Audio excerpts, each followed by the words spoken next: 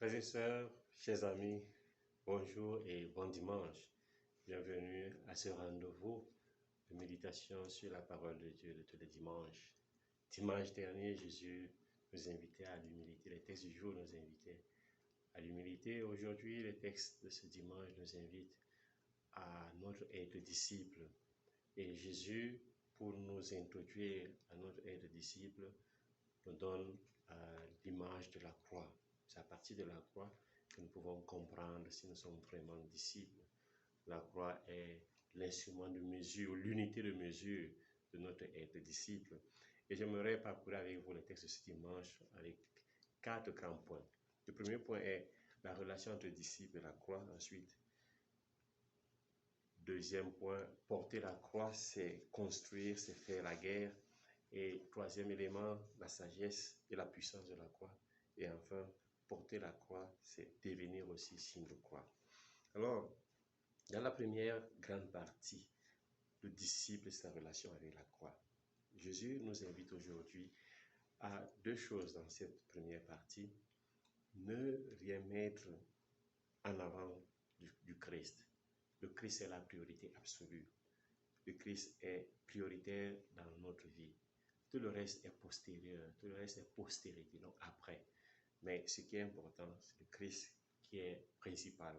Le Christ nous demande de mettre tout de côté ou en deuxième position, en deuxième ligne. En première ligne, c'est le Christ.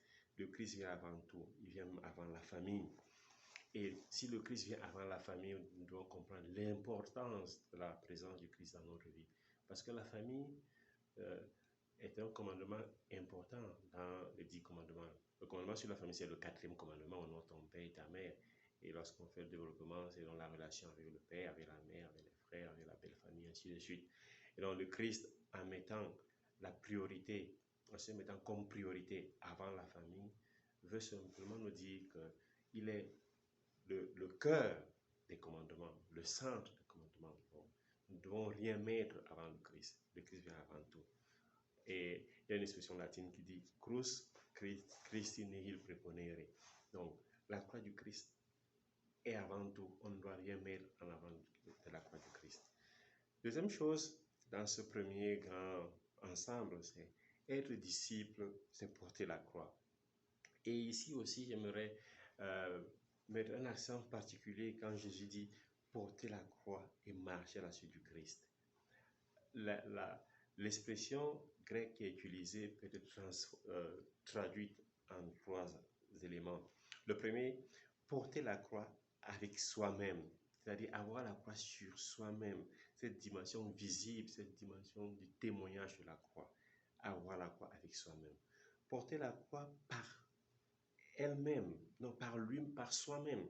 C'est-à-dire, nous devons soulever la croix en première personne. C'est nous-mêmes qui devons porter notre croix. Personne d'autre ne va porter la croix à notre place.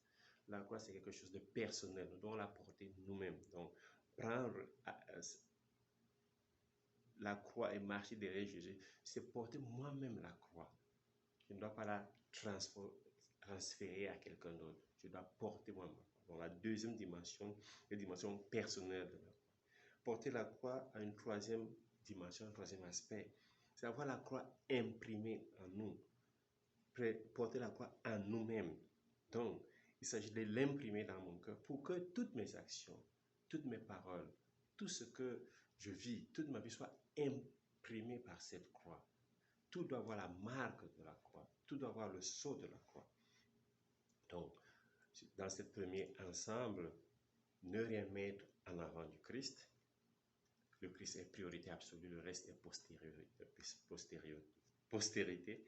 Et ensuite, être disciple, c'est porter sa croix, la porter de façon visible, comme témoignage, la porter personnellement, mais aussi la porter dans notre cœur pour qu'elle soit imprimée dans toute notre vie. Deuxième grand aspect, porter la croix, c'est construire et faire la guerre. Et Jésus utilise ces deux images en parlant de quelqu'un qui se prépare pour un engagement.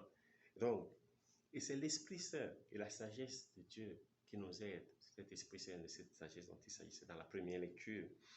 C'est cet Esprit Saint, cette sagesse de Dieu qui nous fait comprendre que porter la croix, c'est construire construire une relation d'amitié avec les autres. Avant de construire, il faut déconstruire, il faut détruire.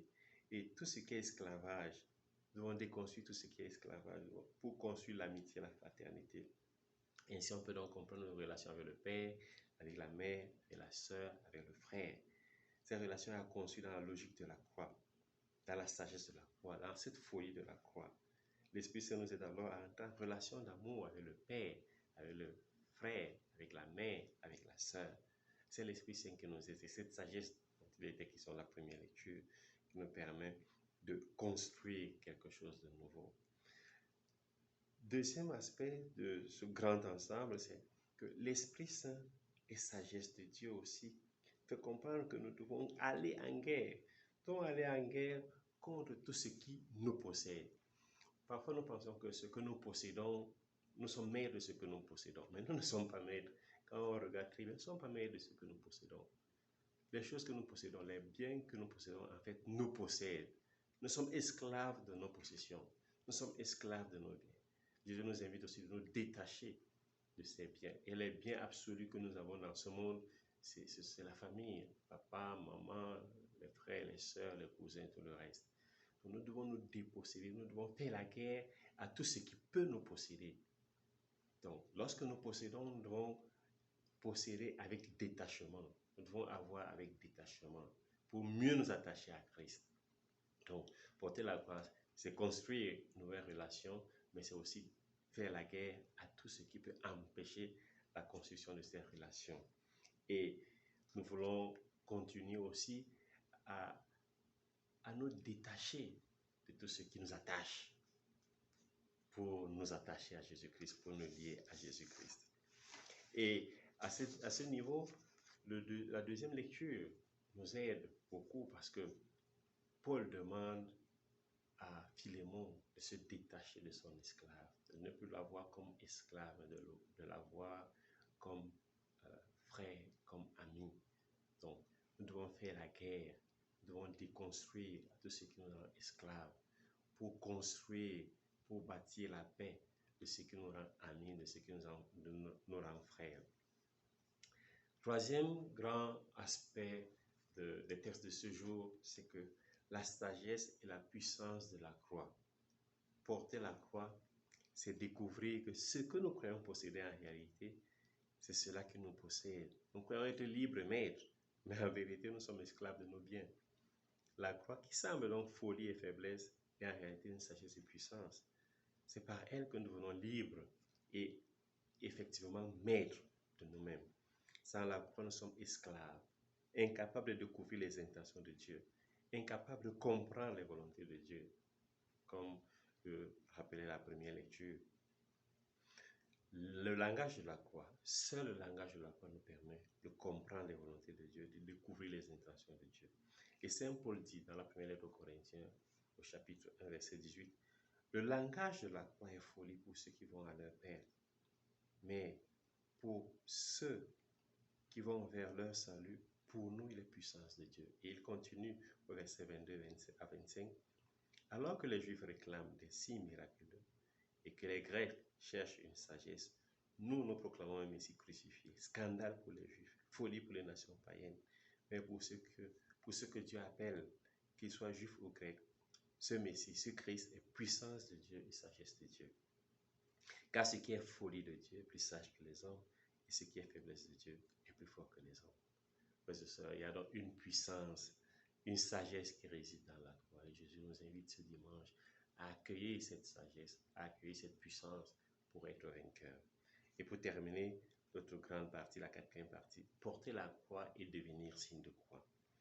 Renoncer à ce qui nous appartient pour appartenir à un autre, c'est ça, porter la croix.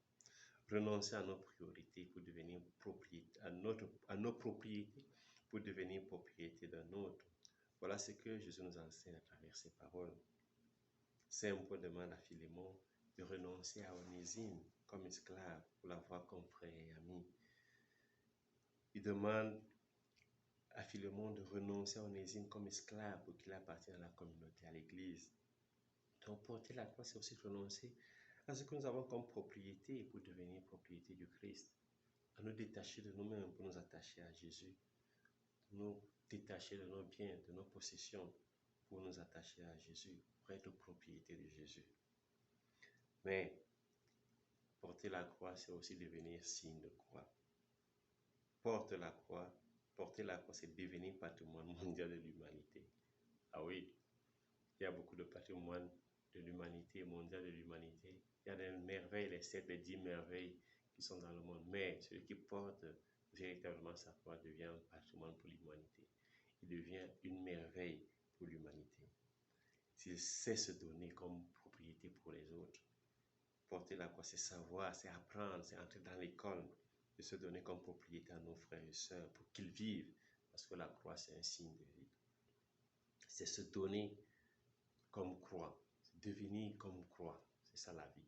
Devenir comme croix, se donner comme croix, comme le Christ. Et dans l'imitation du Christ, nous lisons, ainsi tout est dans la croix et tout consiste à mourir. Il n'est point d'autre voie qui conduise à la vie et à la véritable paix du cœur que la voie de la croix et d'une mortification continuelle. Allez où vous voudrez, cherchez tout ce que vous voudrez. Vous ne trouverez pas au-dessus une voie plus élevée, au-dessous une voie plus sûre que la voie de la Sainte Croix. La croix, je disais tout à l'heure, c'est l'instrument de mesure de notre être disciple. Que le Seigneur nous aide à vivre dans ce mystère, ce grand mystère de la croix, qui est un mystère de vie, qui est un mystère de joie. Et la Vierge Marie a accompagné son fils dans ce mystère jusqu'au jour où son fils était tué, avait été assassiné, avait été mis sur la croix. Elle a été là, mais elle a aussi connu la joie de la résurrection. Qu'elle intercède pour nous, que nous aussi, comme elle, nous puissions parcourir ce chemin de croix chaque jour, dans la joie, dans l'amour et dans la foi. Bon dimanche à tous et à dimanche prochain, s'il plaît à Dieu.